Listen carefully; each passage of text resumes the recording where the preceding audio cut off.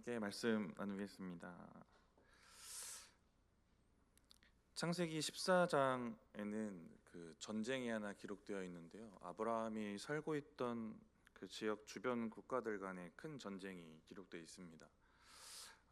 사해를 기준으로 이제 북동쪽으로 위로 쭉 올라가서 메소포타미아 지역이라고 하죠. 그 지역에 네 개의 나라가 연합한 동맹군이 있는데요. 1절에 보시면 이름들이 어렵죠. 시날 왕 아므라벨, 엘라살 왕 아리옥, 엘람 왕 그돌라 오멜, 고임 왕 디달, 이렇게 네 나라가 연합을 하는데 이 주축이 된 게 엘람의 그돌라 오멜입니다. 그리고 사해 그 아랫부분 귀퉁이를 주변으로 해가지고 다섯 개의 작은 나라가 연합한 군대가 있는데 소돔 왕 베라, 고모라 왕 비르사, 아드마 왕 시납, 스보임 왕 세메벨, 소알 왕, 이렇게 다섯 나라가 연합을 합니다.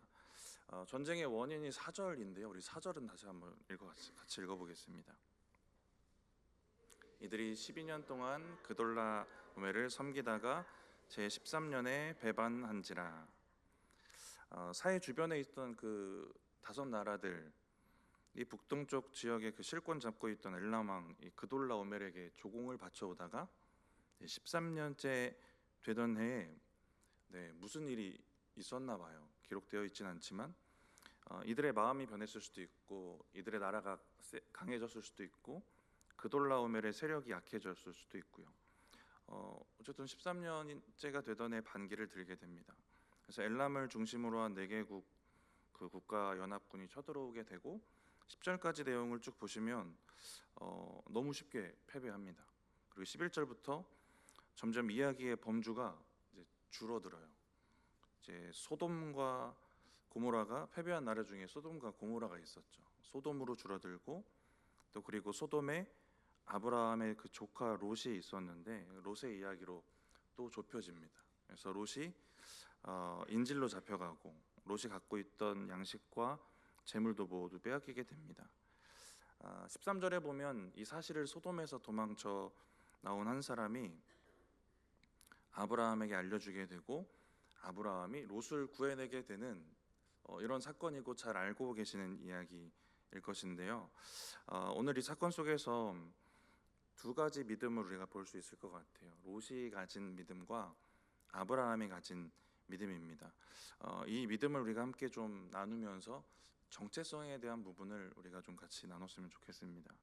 먼저 롯을 보면 상황상 조금 억울할 수도 있을 것 같아요. 소돔 사람 아닌데 소돔에 살다가 끌려간 거니까. 근데 13장에 롯이 아브라함과 헤어질 때 이 소돔 땅을 선택한 것이 롯이었습니다. 여러분 잘 아시는 장면이겠지만 아브라함이 먼저 선택권을 주었을 때 롯이 선택한 곳이 바로 이곳이었어요. 근데 13장 13절을 보면 소돔을 선택할 때 꼭 고려했어야 했던 중요한 정보가 하나 나옵니다. 우리 창세기 13장 13절 같이 한번 읽어보겠습니다. 소돔 사람은 여호와 앞에 악하며 큰 죄인이었더라. 소돔이 어떤 곳인지 얘기를 하고 있어요. 그런데 이 중요한 조건, 어찌 보면 유일하게 생각했어야 했던 조건일 수도 있겠는데요. 이 조건이 롯의 선택에 아무런 영향을 주지 못합니다. 저는 이게 지금 롯이 하나님을 믿고 또 아브라함과 함께 여기까지 왔지만 이 정도가 롯이 가지고 있었던 신앙의 정체성이라고 생각이 듭니다. 신앙에 악영향을 줄 수 있는 그 죄로 가득한 곳이다라는 조건은 상관이 없고, 소돔의 외적인 조건들, 마치 에덴 동산 같이 보인다라는 얘기도 했었고, 애굽처럼 넉넉한 물이 흐른다라는 얘기도 합니다. 그런 물질적인 조건들만 신경이 쓰였던 그런 사람이었던 거죠. 신앙도 있고 하나님을 따랐겠지만 이 정도의 신앙의 정체성이 있던 겁니다. 사람은 자기가 가지고 있는 이 신앙의 정체성대로 살아가게 될 거고요. 그리고 그 정체성대로 선택을 하게 될 겁니다. 우리는 진짜 수도 없는 선택을 하게 되는데 정체성을 따라 선택하게 될 거예요. 그래서 우리는 우리의 정체성을 늘 돌아봐야 되고요. 다행인 건 하나님께서 우리에게 자꾸만 우리의 정체성을 확인할 수 있도록 은혜를 주신다라는 건데요. 특별히 언제 은혜를 주시냐면 새로운 시작이 일어날 때 이런 은혜를 더 크게 주십니다. 아브라함도 그 민족의 시작점 12장 말씀을 시작할 때 아브라함의 그 정체성에 대해서 분명히 축복과 명령의 말씀으로 주시는 장면이 있고요. 이스라엘이 애굽에서 노예로 살다가 출애굽을 해야 되는 그 타이밍에 열 번째 재앙을 통해서 그 하나님의 전능하심과 구원하심에 대한 믿음과 그에 대한 정체성들을 또 분명히 확인할 수 있게 하십니다. 오늘 롯이 보여주는 정체성은 이제 신앙이 있지만 좀 부족한 정체성인데요. 아브라함의 도움으로 이제 어찌어찌 살아나게 됩니다. 근데 이 14장의 장면이 아브라함이 롯을 위해서 중보하고 소돔에서 구출해내는 장면이 전이잖아요. 그러면 이거는 롯이 이 전쟁에서 구출되었지만 다시 소돔으로 돌아갔다는 얘기인 거잖아요. 다시 소돔으로 돌아가서 살았다는 겁니다. 어찌 보면 이 롯에게는 이게 자기의 신앙의 정체성을 다시 한번 확인하고 돌이킬 수 있었던 기회였을 텐데요. 그러지 못하고 다시 소돔으로 돌아가서 사는 겁니다. 여전히 세상적인 신앙의 정체성이 있었고 그 정체성을 따라 선택하고 또 돌아가게 되는 거예요. 내가 하나님 앞에 누구이고 하나님은 나에게 누구이고 이런 신앙의 정체성이 분명하지 못한 겁니다. 그래서 같은 실수를 반복하고 있고요. 아브라함의 믿음을 좀 생각해 볼 때에 아브라함의 정체성이 분명하게 하나님으로부터 주어졌던 그 12장 이야기부터 좀 생각을 해보면 아브라함의 부르심은 그 12장이 하란에 있을 때 아니라 그 고향 우르에 있을 때거든요. 사도행전에 나오는 말씀인데요. 7장 2절 3절 같이 한번 읽어보겠습니다. 스데반이 이르되 여러분 부형들이여 들으소서. 우리 조상 아브라함이 하란에 있기 전 메소포타미아에 있을 때에 영광의 하나님이 그에게 보여 이르시되 내 고향 친척을 떠나 내가 내게 보일 땅으로 가라 하시니. 그럼 12장의 부르심은 뭘까요? 다시 부르심입니다. 왜 다시 부르셨을까? 하나님이 가라고 하신 목적지가 아니라 하란에 멈췄기 때문에 그렇습니다. 아브라함은 아버지 데라와 조카 롯 또 가족들 데리고 고향이었던 갈대아의 그 우르를 떠나서 이 여행을 시작했지만 하란에서 멈추게 됩니다. 왜 멈추게 되었을까? 11장에 마지막에 하란에 멈추게 된 상황이 기록되어 있고 이어지는 11장 마지막 절에는 아버지 데라의 죽음이 기록되어 있습니다. 그래서 많은 주석가들이 이런 얘기도 해요. 데라가 몸이 안 좋아서 멈췄다라는 얘기도 하는데 나이를 좀 계산해 보면 데라는 아브라함이 하란을 떠났을 때 살아 있었을 가능성이 높아요. 자, 이제부터 수학입니다. 덧셈 잘 해보셔야 되는데 데라가 70세부터 자녀를 낳았다고 나와요. 아브라함이 하란을 떠난 때가 75세입니다. 데라가 죽은 나이가 205세예요. 네. 데라의 아들이 여럿 있었는데 아브라함이 몇째인지는 기록이 되어 있지 않아요. 만약에 첫째였다면 데라는 아브라함이 하란을 떠난 이후에 60년 더 살아 있었던 겁니다. 또 하나는 이런 가능성이 하나 있어요. 제가 이름을 붙여봤는데 아브라함 늦둥이설입니다. 네. 아브라함이 몇째인지 성경에 안 나오니까 아브라함이 데라가 130세 때 태어난 겁니다. 늦둥이로. 그러면 하란을 떠나는 75세가 되면 데라가 죽은 나이인 205세가 되기도 해요. 여기까지 늦둥이설이었고요. 왜 하란에 멈췄을까? 그 지역과 환경에서 좀 생각을 해보면 하란이 교통의 중심지였습니다. 그래서 갈그미스라는 대도시, 여러분 잘 아시는 다메섹이나 니느웨 이런 대도시에서 무역품들이 오고 가고 지나가고 만나고 하는 교차점이 이 하란이었어요. 그러니까 우르만큼 하란도 풍요로운 삶을 살기에 좋았을 겁니다. 또 한 가지는 갈대아 우르에서 섬기던 우상 중에 달의 여신이 있거든요. 아브라함과 그의 가족들도 고향에서 이 달의 신을 섬깁니다. 이 우상을 섬기는 제단이 두 군데 있는데 하나가 우르고 하나가 하란입니다. 하나님의 명령을 따라서 고향을 뒤로하고 친척을 뒤로하고 아비집을 뒤로하고 여행을 떠났는데 그 고향에 있었던 풍요와 우상이 또 넘쳐나고 있는 또 다른 도시에 다시 또 물질과 풍요의 우상으로 돌아가서 머물고 있었던 겁니다. 하나님의 명령으로 갈대아 우르를 떠났지만 여전히 신앙의 정체성이 흔들리는 모습들이 아브라함에 있었던 것 같아요. 그리고 12장 1절부터 3절 여러분 잘 아시는 이 말씀을 통해서 다시 한번 하나님의 분명한 명령을 듣고 하란을 떠나서 이제 가나안에 이르게 되는 겁니다. 12장 1절부터 3절이 과거 완료형으로 돼 있거든요.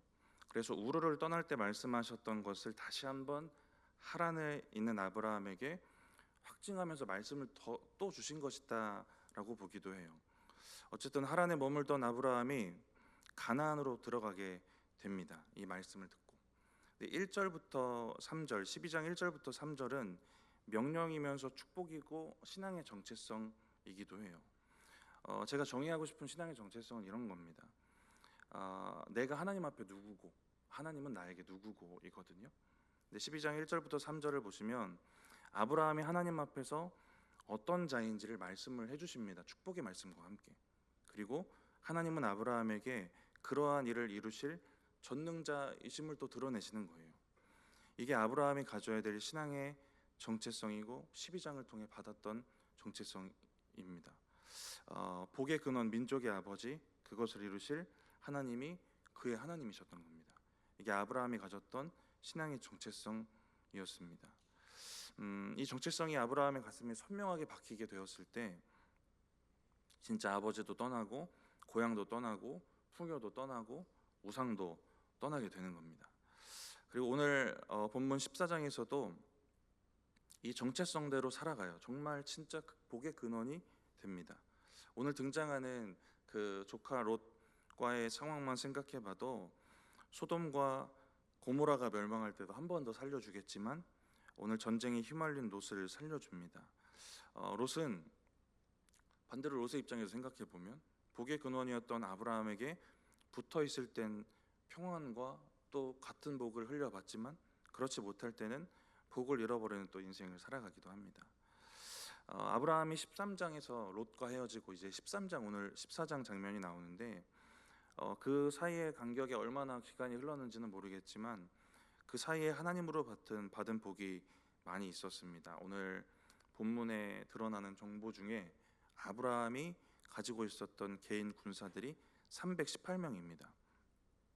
당시 연합군보다는 적었겠지만 그 소도시 국가들의 군사력과 비슷했다고 해요. 그러니까 롯과 헤어진 지 얼마나 시간이 흘렀나 모르겠지만 그 사이에 이만큼의 세력이 아브라함에게 있었다라는 것입니다. 14절 말씀인데요. 오늘 본문 14절 같이 한번 읽어보겠습니다. 아브라함이 그의 조카가 사로잡혔음을 듣고 집에서 길리고 훈련된 자 318명을 거느리고 단까지 쫓아가서 집에서 길리고 훈련된 자라고 합니다. 아브라함의 무리에서 길러진 자라는 건데요. 318명 전부가 그 무리에서 태어난 자는 아니었을 거예요. 아브라함 무리에 새롭게 합류한 자들도 있었을 겁니다. 길리다라는 이 표현이 돈 내고 사지 않았다라는 뜻이기도 하거든요. 돈 주고 산 군사가 아니라 자발적으로 아브라함의 무리에 합류된 자들도 있었던 겁니다. 자발적으로 종이 된 자들로 또 많이 구성이 되어 있는 그런 군사들이 300명 넘게 있었다라는 건데요.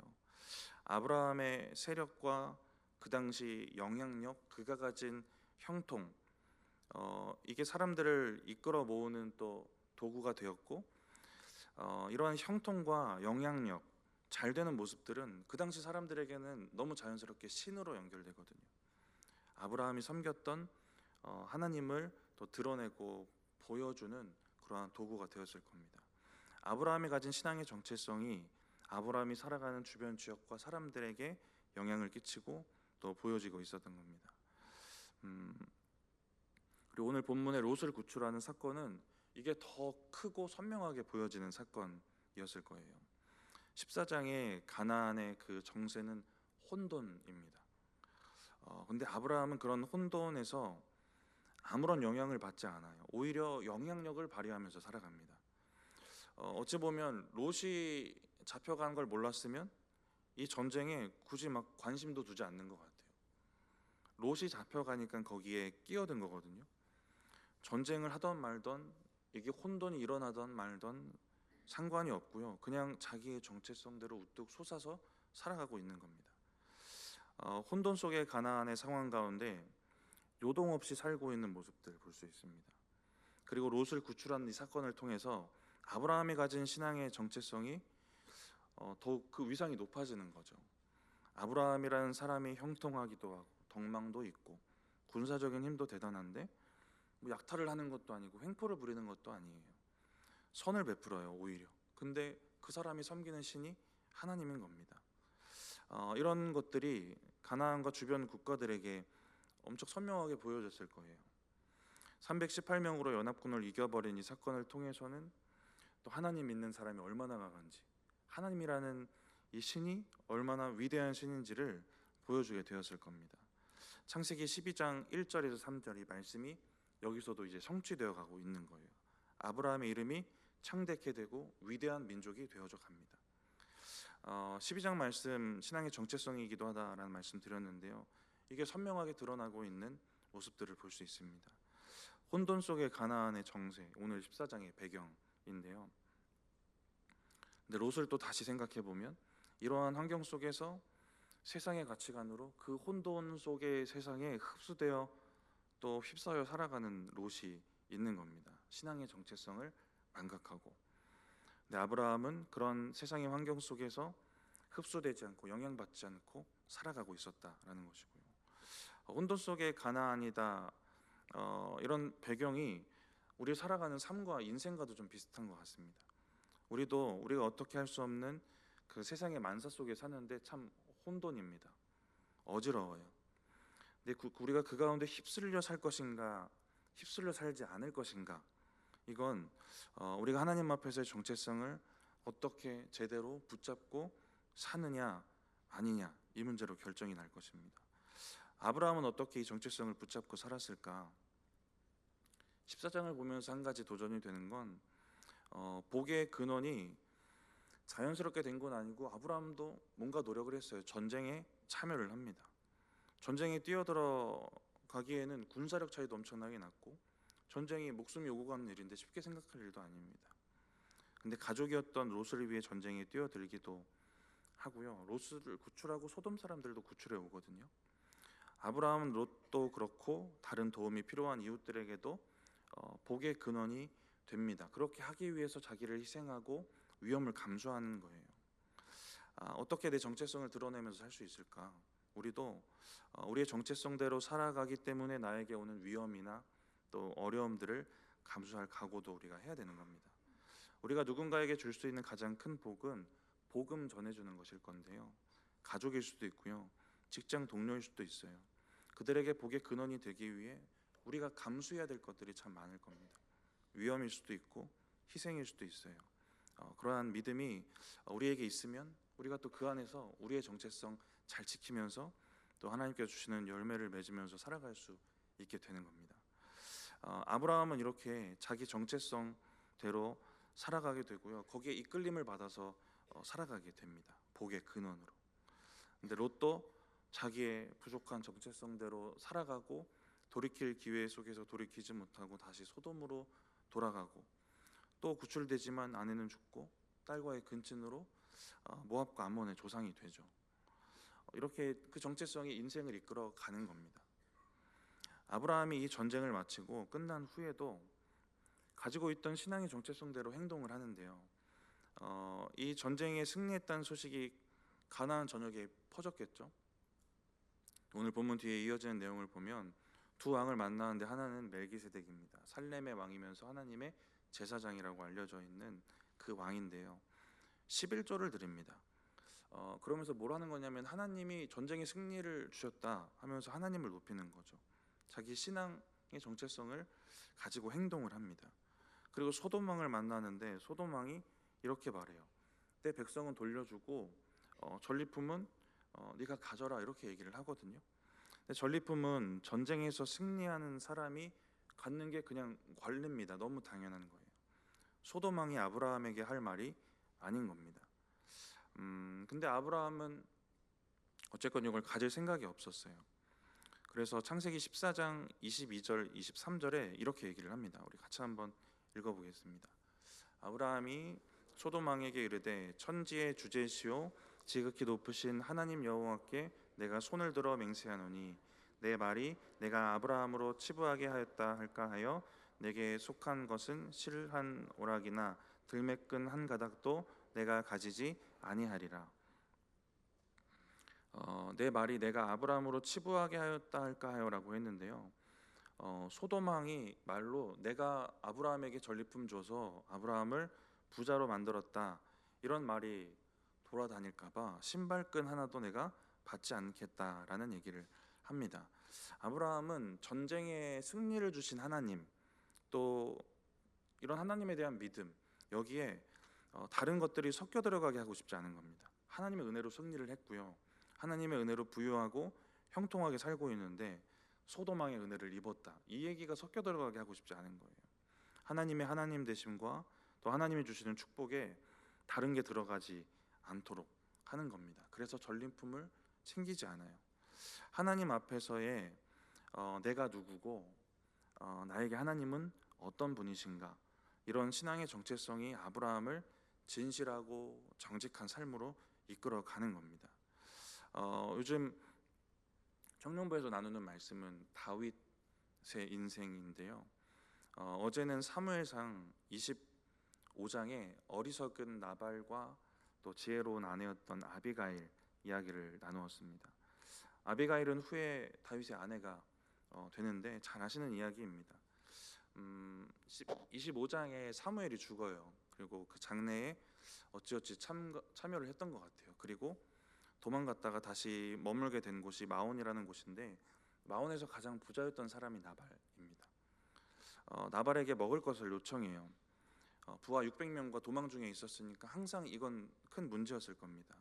먹고 사는 문제.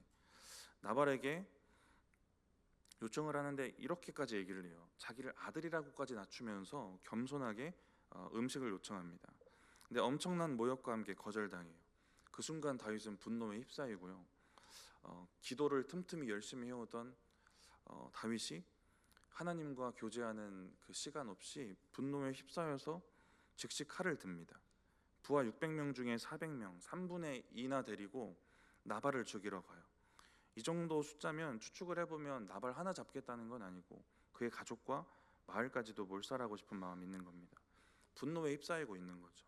근데 원래 다윗이 가지고 있던 신앙은 우리가 잘 알고 있듯이 자기 감정보다는 하나님의 뜻을 먼저 생각하는 사람입니다. 다윗이 도망 중에 도와주었던 그일라 지역 사람들이 있는데 이 사람들이 배신해요. 그때도 하나님의 뜻을 묻고 용서합니다. 같은 지파였던 그 10광야의 10사람들이 다윗이 숨은 곳을 사울에게 밀고 했을 때도 그냥 넘어갑니다. 그리고 사울을 죽일 기회가 있을 때도 놓아주었던 장면 우리가 잘 아는데요.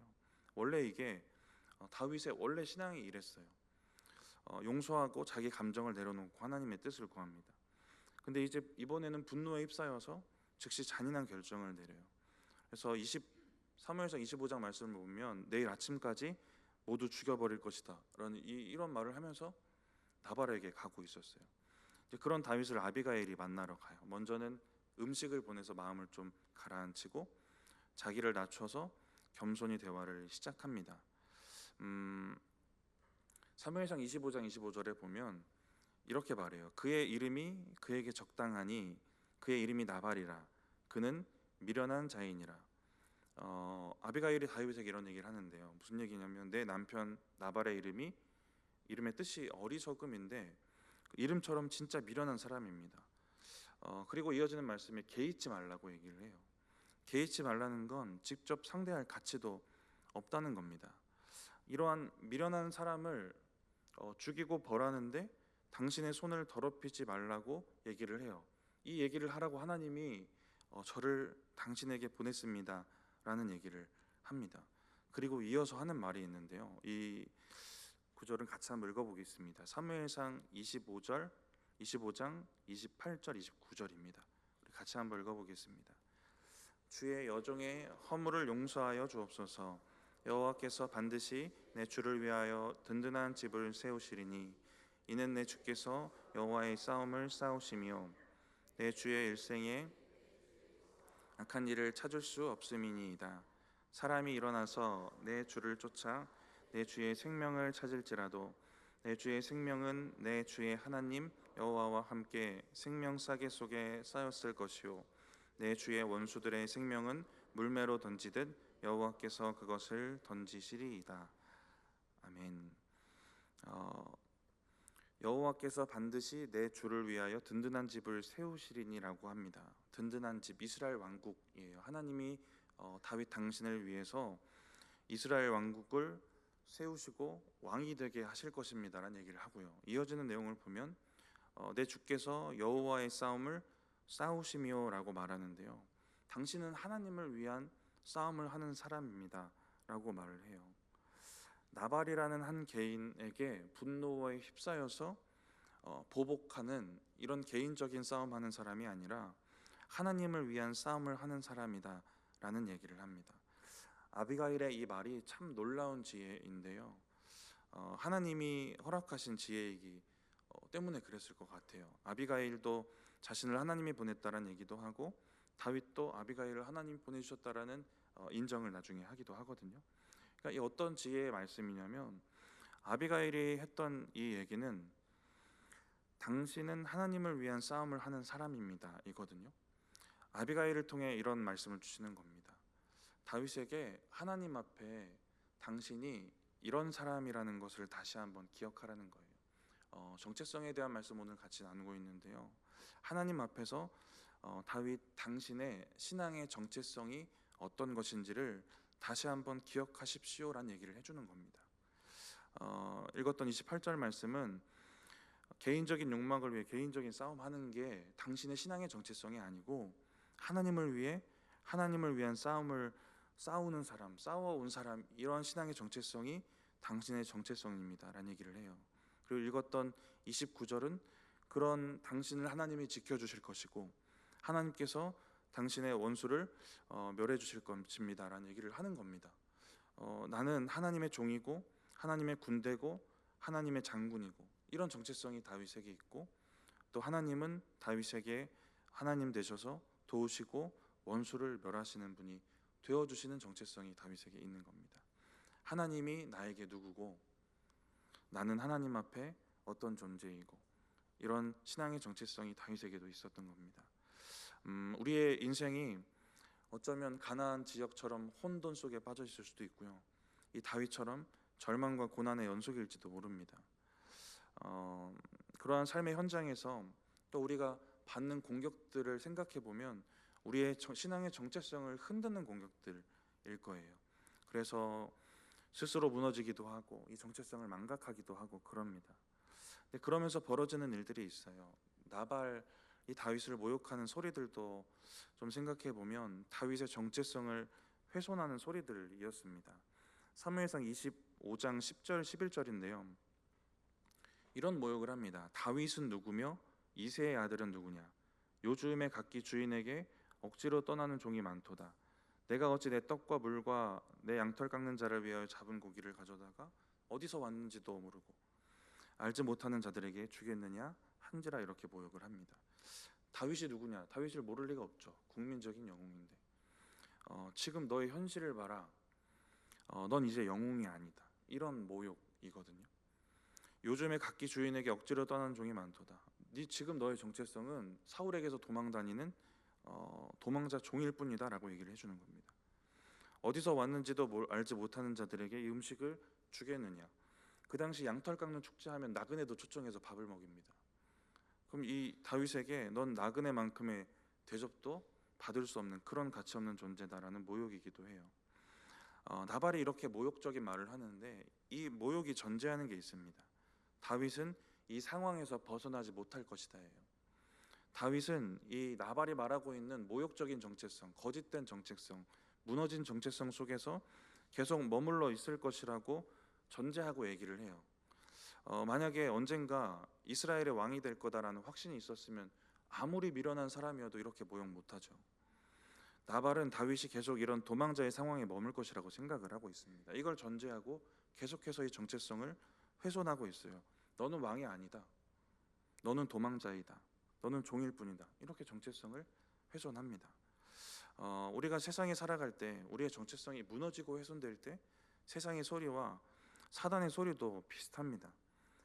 사단이 말하는 거짓된 정체성, 무너진 정체성에 우리의 발목이 잡히기를 원하는 거예요. 그래서 앞으로 나아가지 못하고 이 자리에 머물게 하려는 겁니다. 우리가 우리에게 주신 신앙의 정체성을 망각하고 살면 우리는 앞으로 나아가지 못해요. 거짓된 정체성, 사단이 말해주는 잘못된 정체성에 휩쓸려서 계속 거기에 발목 잡혀 살 수도 있는 겁니다. 너는 실력이 없잖아. 너의 정체성은 이거야. 넌 돈이 없잖아. 너는 건강이 없잖아. 너의 정체성은 이거야. 이게 발목 잡는다고요. 다윗도 아비가일이 아니었으면 사단이 나발을 통해 훼손한 정체성이 계속 머물고 더 나아가서 분노에 휩싸여서 잔인한 살인을 저질러 버리는 이러한 또 잘못된 정체성 가운데 거하면서 살았을 겁니다.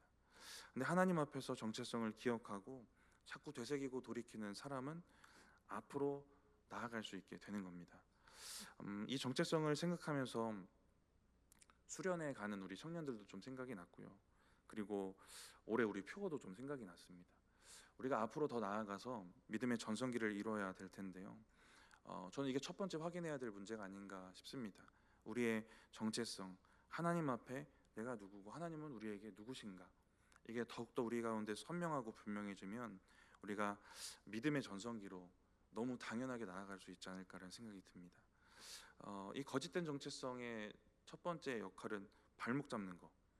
두 번째는 두 번째만 나누고 마칠 건데요. 아비가일이 다윗에게 해주었던 말 중에 이런 말이 있어요. 당신은 왕이 될 사람인데 왕이 되었을 때 나발을 죽여서 무죄한 사람의 피를 흘려서 보복했다라는 오점을 남기지 말라는 얘기를 합니다. 당신에게 이런 정체성이 있으니까 이런 오점을 남기지 마십시오라고 얘기를 해요. 그러니까 우리가 하나님 앞에서의 정체성을 기억하면서 살면 이 믿음이 우리가 하나님 앞에서 우리의 인생을 함부로 살지 않도록 지켜주는 겁니다. 하나님 앞에 오점이 남지 않도록 그렇게 살고 싶은 마음을 주는 거예요. 이 정체성이. 나는 이런 사람이니까. 이게 두 번째입니다. 우리가 하나님 앞에서 신앙의 정체성을 붙잡고 살아가면 우리는 현재에 머물지 않고 거짓된 정체성, 세상의 정체성에 발목 잡혀 있지 않고 앞으로 나아가서 믿음의 전성기 이룰 것이고요. 혼돈이 가득한 세상 속에서도 아브라함처럼 선한 영향력 끼치고 바르게 의를 행하면서 살 수 있게 될 것입니다. 마지막으로 한 가지만 더 우리를 도전하면 좋겠는데요. 아비가일 같은 역할도 우리가 감당했으면 좋겠습니다. 누군가의 신앙의 정체성을 되살아나게 하는 은혜의 통로 되시는 저와 여러분들 또한 되시기를 바랍니다. 잠깐 기도하겠습니다. 하나님,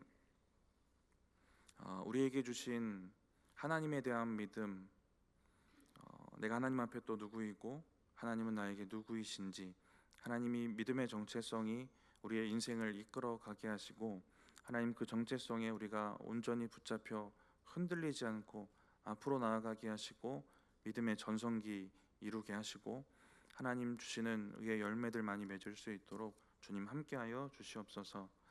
하나님께서 우리의 삶에 이렇게 역사하시고 동행하여 주실 줄 믿습니다. 감사합니다. 예수님의 이름으로 기도드립니다. 아멘.